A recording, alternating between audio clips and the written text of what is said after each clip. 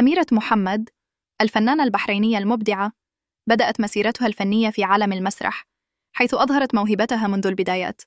كانت مشاركتها في العديد من المسرحيات التي تركت بصمة واضحة في وجدان محبي الفن. من بين أبرز هذه المسرحيات كانت بلاش عتاب والأميرة والصياد، إضافة إلى جمعة وخميس، مما أضفى عليها شهرة لم تشهدها العديد من زميلاتها في تلك المرحلة.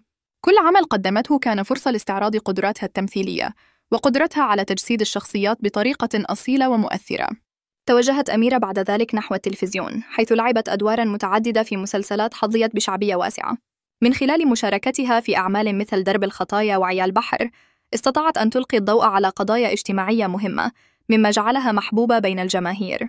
تميزت أدوارها بالمهنية العالية والاحترافية، مما أكسبها قاعدة جماهيرية كبيرة لم تتوقف عن النمو. كما أظهرت مرونة مهنية من خلال تنقلها بين الأنماط المختلفة للدراما الخليجية. فوق كل ذلك، لم تكتفي أميرة محمد بالدراما التلفزيونية، بل قامت أيضاً بخطوات جريئة في السينما، حيث شاركت في أفلام مثل إعلان حالة حب والثمن الكبير. كان لتلك الأعمال السينمائية أثر ملموس على تطور مسيرتها الفنية، حيث عاشت تجربة جديدة في ظل كاميرات السينما الكبيرة. هناك شعور بأنها استطاعت أن تقدم شيئاً مميزاً للجمهور، مما يعكس بوضوح شغفها بالفن.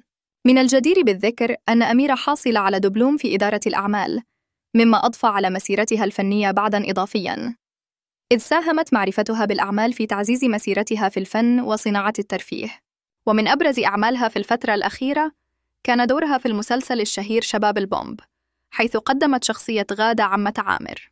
هذا الدور جعلها تأخذ مكانة خاصة في قلوب الجمهور العربي والخليجي، حيث ارتبط بأحداث مشوقة وعفوية.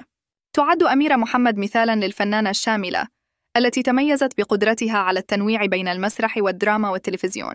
بإبداعها وتألقها، لا تزال تقدم المزيد من الأعمال التي تأسر قلوب المشاهدين، مما يجعلها تعد واحدة من أهم الأسماء الساطعة في عالم الفن البحريني والخليجي.